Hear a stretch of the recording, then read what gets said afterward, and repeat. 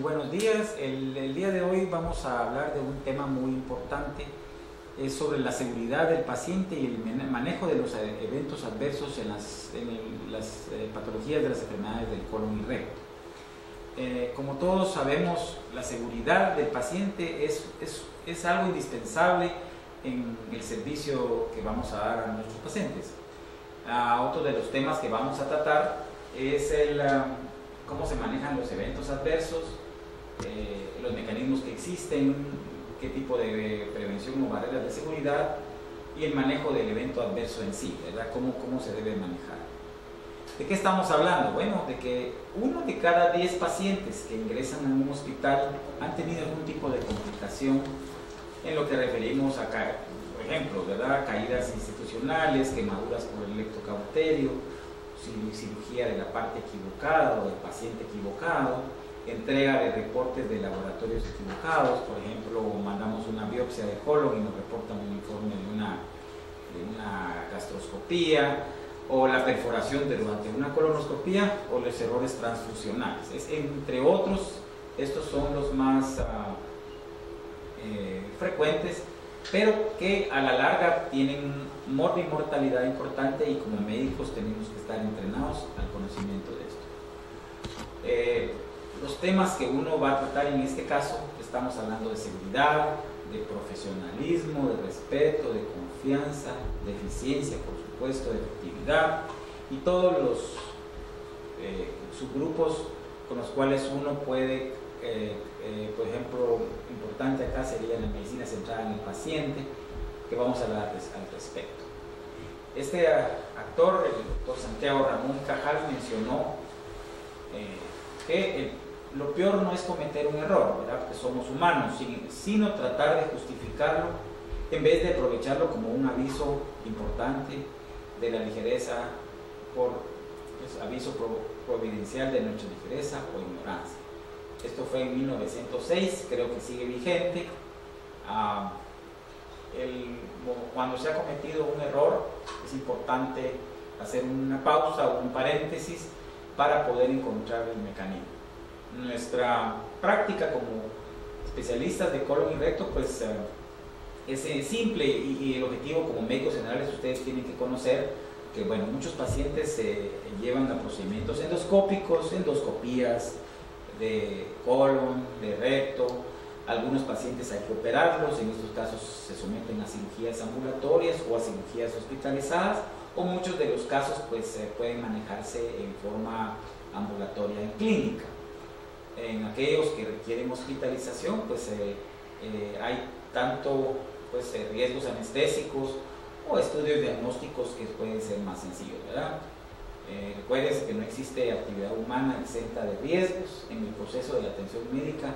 Además de existir complicaciones secundarias propio evolución de la enfermedad, también se cometen errores involuntarios por la intención médica que puede, pues, en este caso, producir daño, ¿verdad? Esta prevalencia se conoce que es baja en cirugía ambulatoria y se incrementa 5 veces por cada día de hospitalización. O sea que hospitalizar no necesariamente es lo más apropiado muchas veces, ¿verdad? En la década del 2000, 2005, algo así, empezaron a salir muchos estudios del grupo de Harvard, donde se empezaron a analizar los eventos adversos y la negligencia de los pacientes hospitalizados. Se llegaron a encontrar prevalencias que iban desde el 2.9 al 3.7 de las hospitalizaciones, y que llevaban a la muerte a 1 de cada 10, como vimos en la primera diapositiva. Lo peor de estos estudios es que se ha evidenciado que el 60% son prevenibles. O sea que, por ejemplo, 2/3 de los casos de los accidentes fueron causados por errores o fallos en seguir las prácticas aceptadas, ¿verdad? Muchos de estos casos son quirúrgicos, muchos suceden en sala de operaciones, y como mencionamos, pues pueden ser evitables en cualquier ámbito, ¿verdad? Nosotros recordamos siempre los conceptos de aviación, cuando comparamos con la cirugía del diario vivir, que es más seguro viajar en un avión que operarse.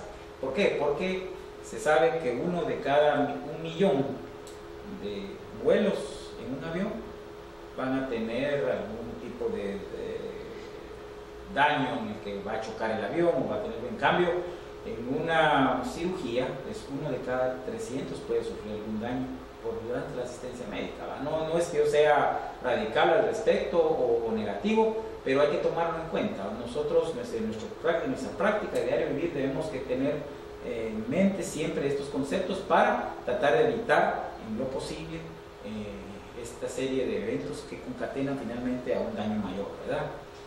Este estudio en el 2005, que fue relacionado con medicamentos durante la anestesia, pues juntó 4.000 eventos adversos, muchos de ellos relacionados con anestésicos, pero menciona acá errores de juicio, faltas de atención, problemas de comunicación entre diferentes personas, algunos con sobredosis, alergias y efectos colaterales. Muchas veces estos se ocultan, se esconden y uno no sabe en realidad qué conducta tomar, ¿verdad?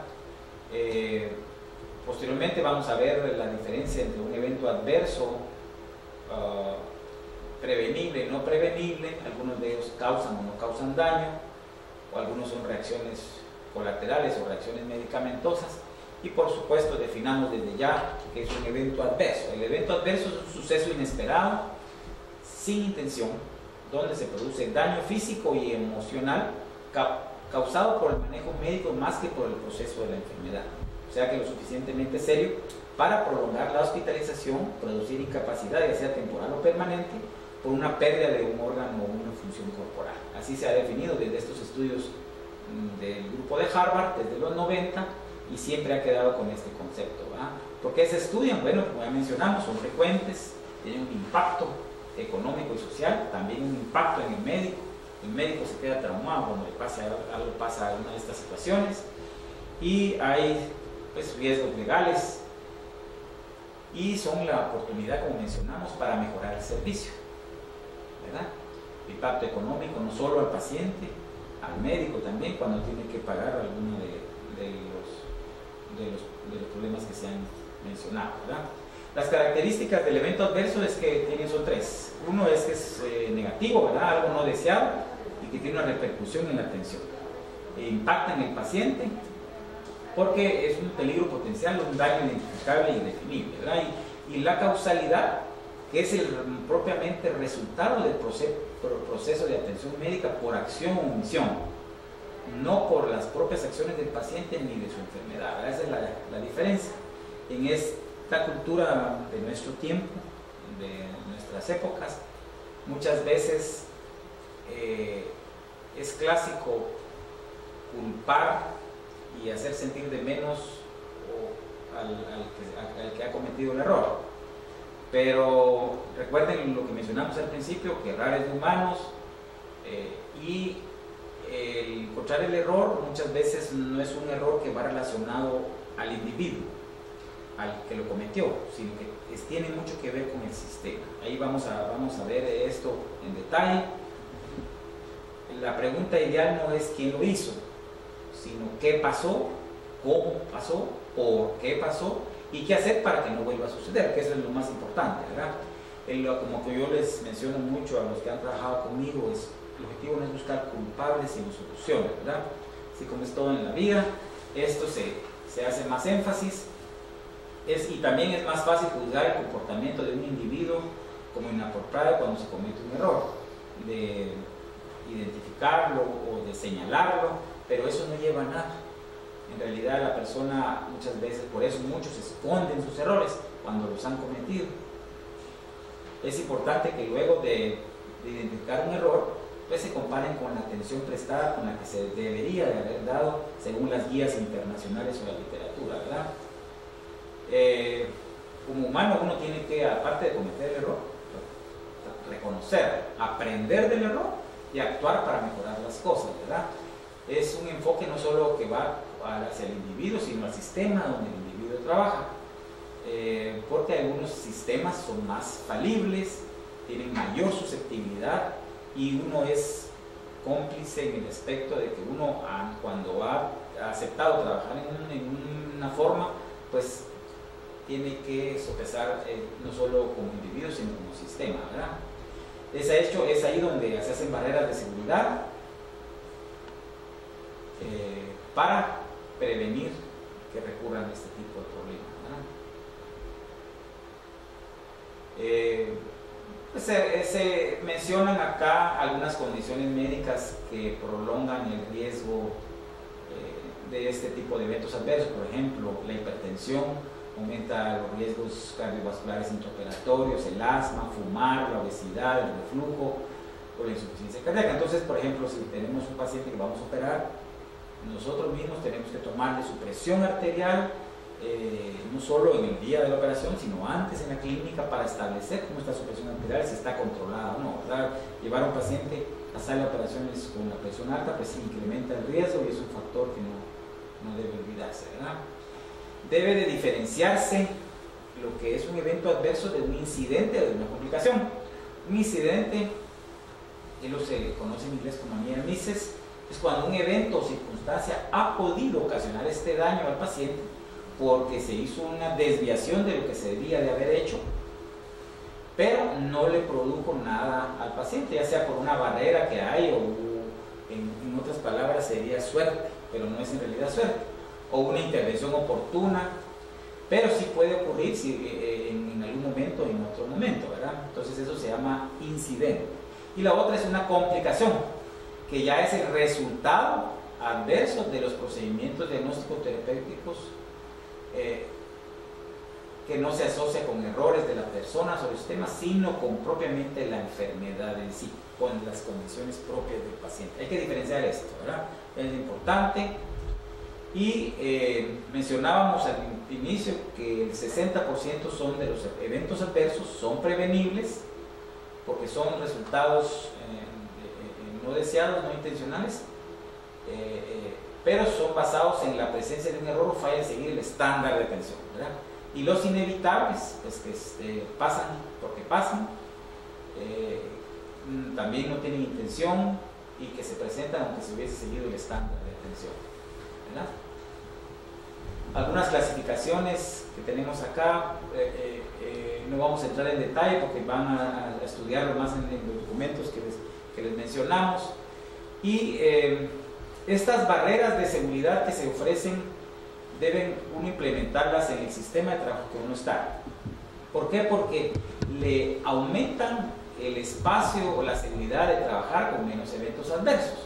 Entonces hay fallas latentes que uno ya conoce que pueden suceder. Por ejemplo, si uno va a utilizar anestesia local en un procedimiento con cierta frecuencia, pues uno eventualmente tiene que saber que en algún momento le va a tocar un shock anafiláctico. Raro sucede en uno en más de 1000 casos, pero puede existir. Entonces, si uno incrementa sus barreras de seguridad, tener todo listo, el oxígeno, la epinefrina, todo en el área, pues puede tener el manejo del evento adverso con las menores complicaciones, ¿verdad? Aquí mencionamos diferenciar error de evento adverso. Un error es cuando falla por razones prevenibles de las acciones planeadas para alcanzar un pronóstico deseado. En cambio, el evento adverso es el daño causado por el manejo médico más por la condición subyacente del paciente. Entonces, uno tiene que hablar de evento adverso cuando está no de complicaciones o de incidentes o de errores, porque esto usualmente ya tiene connotaciones médico-legales en el paciente y eso es lo que hay que tratar de evitar, ¿verdad? Esa connotación médico-legal. El error puede ocurrir por una acción u omisión, o sea, la ejecución de algo, la planificación de algo. Por ejemplo, en la ejecución, actuar, no se logró completar la acción. Por ejemplo, cuando una acción sería avanzar el colonoscopio sin ver, y ahí se provoca la perforación. Una omisión sería, por ejemplo, la anticoagulación relacionada con complicaciones de la colonoscopía, pues cuando uno no ha dejado de quitarle la anticoagulación, ¿verdad? Y los errores por planificación cuando el plan equivocado para alcanzar el objetivo. Por ejemplo, aquí están los ejemplos, ¿verdad? Acciones como usar una jeringa para diferentes medicamentos. En este caso, al usar la jeringa para diferentes medicamentos, puedo contaminar no solo los medicamentos, sino los frasquitos, ¿verdad? Entonces puede provocar una bacteremia o una complicación secundaria. Omisión se da porque una enfermera va a poner una inyección, X persona pone una inyección y no verifica qué jeringa le puso, ¿verdad? En estos casos puso otro medicamento, ¿verdad? Y acción, como el ejemplo clásico, es hacer lo que no había que hacer. Por ejemplo, en el caso de colon, estamos hablando de hacer una colonoscopia en diverticulitis aguda que está contraindicada. Es un ejemplo. Omisión es no hacer lo que había que hacer. O sea, por ejemplo, paciente que llega a la emergencia con un neumotórax, que entró aire en el pulmón y hay que sacarlo, ahí tenemos que hacer aspirar el neumotórax, una punción, sacar el aire, con eso no se hace, eso es un error por omisión, ¿verdad? Entonces, errores y fallas es una situación importante, y hablamos latentes, activas, conscientes, inconscientes, acciones, omisiones. Todo eso tenemos que tener en mente. O sea que lo que a la larga tenemos que definir es que daño y error no siempre van ligados, ¿verdad? Lo que sí tenemos que estar seguros es aplicar el mayor esfuerzo para prevenir estos errores. Y cuando ya se presenten, buscar cuál fue el error para tratar que no se repita, ¿verdad? A veces mencionamos por qué es que un individuo le pasan estas situaciones, se equivoca, si no tiene una mala intención. Bueno, primero, la mayoría de veces se basa en sus conocimientos, ¿verdad? Previos. Pueden que esos conocimientos no sean los apropiados. Segundo, porque son decisiones basadas en reglamentos, reglas que existen, y esta regla está mal. Y la tercera, como mencionamos, habilidades, omisiones, acciones, o no reconocer cuándo hacer o cuándo no hacer, ¿verdad? Yo lo que he mencionado en esta conferencia, y lo sigo repitiendo, es que el error usualmente no es solo evidencia de un fallo en el individuo, sino un fallo en el sistema. Y dentro del proceso de atención médica, un buen pronóstico no necesariamente refleja una atención segura. O sea, que alguien le haya ido bien en una operación no quiere decir porque todo su servicio haya sido seguro. Pueden ver ustedes acá el efecto de cascada de dominó, que en estos casos sucede cuando un error va seguido de otro, y un error pequeño se acompaña de otro, y esto lleva a un error mayor.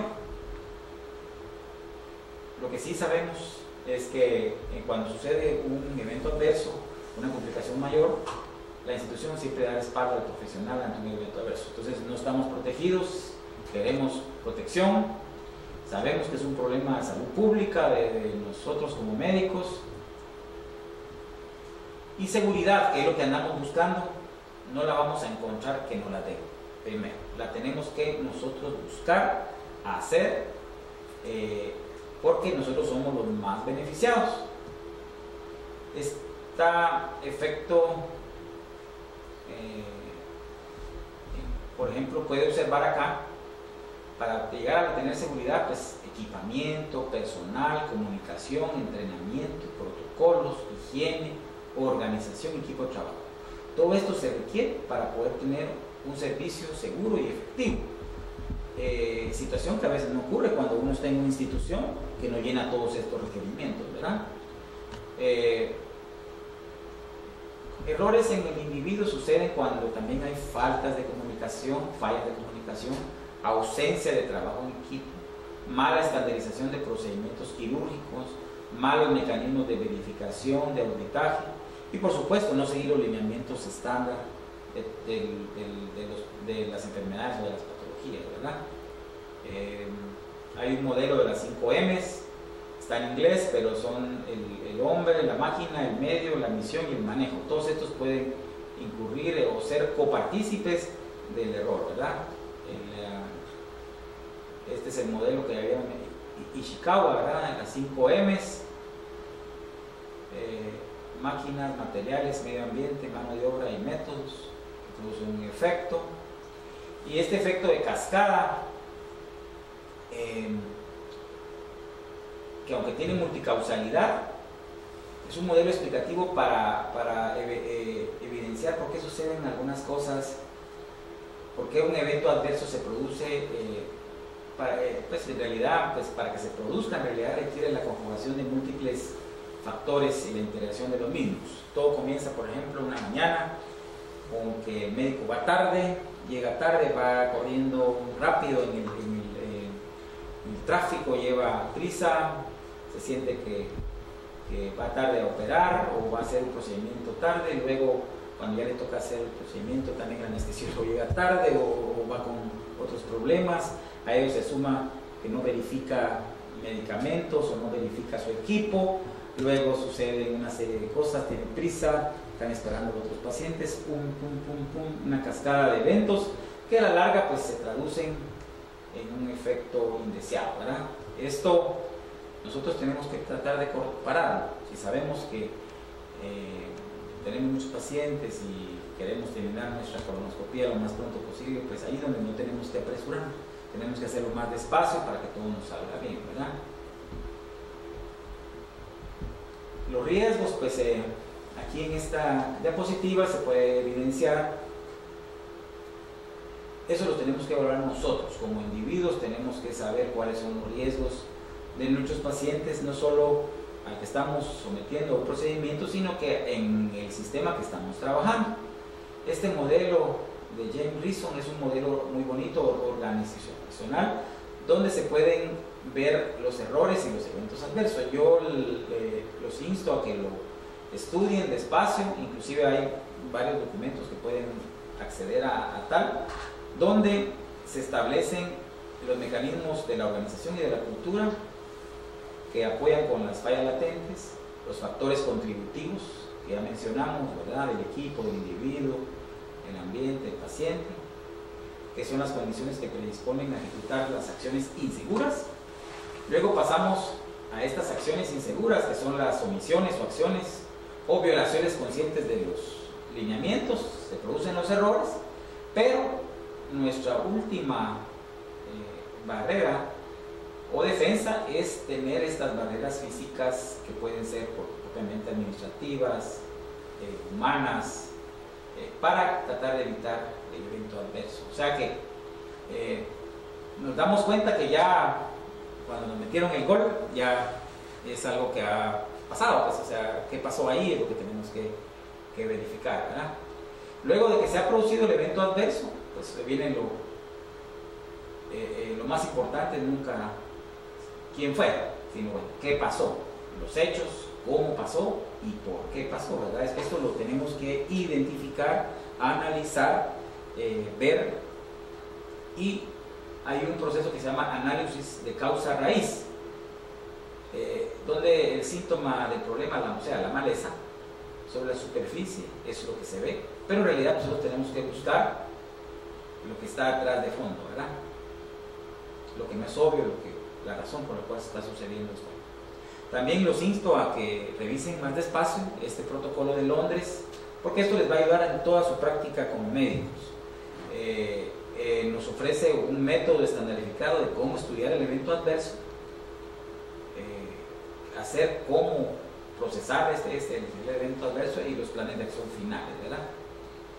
En las acciones inseguras mencionamos el factor humano, que ya sea por acción o omisión, los factores contribuyentes, mencionamos el paciente, la tecnología, ¿verdad? Tenemos un equipo con que estamos trabajando que no es bueno, el médico que tiene sobrecarga de trabajo, que siempre se queja de que tenemos muchos pacientes, que tenemos un paciente cada 10-15 minutos y no podemos verlo, no tenemos suficiente tiempo, que el equipo de trabajo con que trabajamos tiene mala comunicación, el ambiente, ¿verdad? Que no tiene mantenimiento o es insuficiente. Por ejemplo, llegar a hacer un procedimiento y no haber revisado que el tambo de oxígeno tenía oxígeno, pues esto sí puede tener problemas, porque la realidad lo vamos a necesitar o lo estamos usando y se nos acaba, ¿verdad? Entonces todo esto tenemos con el objetivo de colocar barreras para evitar los eventos adversos, ¿verdad? Y ante todo, la seguridad del paciente, implementar estas prácticas seguras y identificar los factores. Y después viene una fase donde tenemos que pues mantenernos en la vigilancia y en la auditoría para que no suceda. Como todos humanos tendemos al error, al esfuerzo mínimo. En estos casos los humanos tienden a repetir las errores. Implementar estas prácticas de barreras y disminuir, por supuesto, las prácticas inseguras. Hay un checklist o chequeo de cirugía segura quirúrgico que debiera implementarse como una práctica rutinaria en todos los procedimientos quirúrgicos, ¿verdad? Los manuales, los protocolos, la comunicación interpersonal, discutir los casos, en fin, todo lo que hemos estado mencionando, ¿verdad? Vamos a mencionar algunos de los tópicos. Para ello, por ejemplo, número 1 es identificar correctamente al paciente. Número 2, mejorar la comunicación efectiva entre profesionales. Nosotros no somos más que otro grupo de profesionales, sino que somos igual, tenemos que comunicarnos porque nuestro objetivo es la medicina centrada en el paciente. Luego, mejorar la seguridad de los medicamentos de alto riesgo, ¿verdad?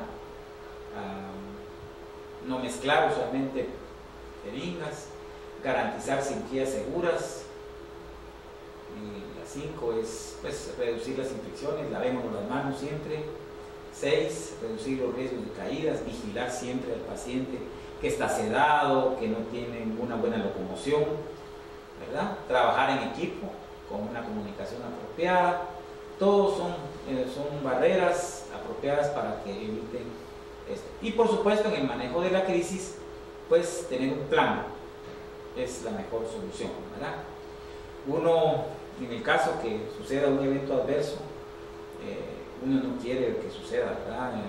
Pero tiene que ser honesto con el paciente. Si se le presenta una perforación del colon, en el caso de una colonoscopia, que es una cosa muy rara, pero eventualmente uno en cada 2000 casos puede suceder, pues eventualmente hay que ser honesto con el paciente, decirle que pasó por X y razón y tratar de estabilizar al paciente lo más pronto posible, ¿verdad? En algún caso trasladarlo, manejar la crisis, resolverla, aprender de ella y tratar de entrevistar, pues hacer un manejo con los pacientes con una empatía apropiada con la familia, mantenerse siempre en los hechos, nunca en opiniones. Cuando uno va a hablar ya con la familia, ¿verdad? Es importante explicar solo lo que ha pasado, no las opiniones. Aquí es importante quedarse en esto, ¿verdad? Y después de la crisis, lo más pronto posible dar la noticia al paciente o a la familia. Y nosotros como médicos tenemos que revisar la papeleta, reportar el caso, revisar el evento adverso, por qué pasó, cómo pasó, para que no vuelva a suceder en otros pacientes, ¿verdad?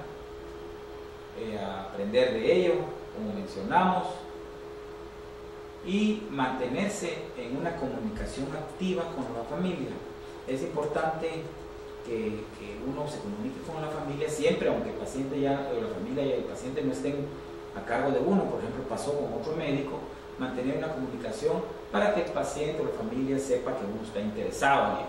No es que uno se sienta culpable, sino que uno tiene que estar interesado por la salud del paciente, ¿no? Hay que considerar siempre la perspectiva del paciente y su familia, o sea que hay que mantener este canal abierto de comunicación y de disponibilidad. Y si uno no tiene todos los requerimientos cuando haya sucedido un evento adverso, pues transferirlo a una institución, ¿verdad? El análisis de los casos.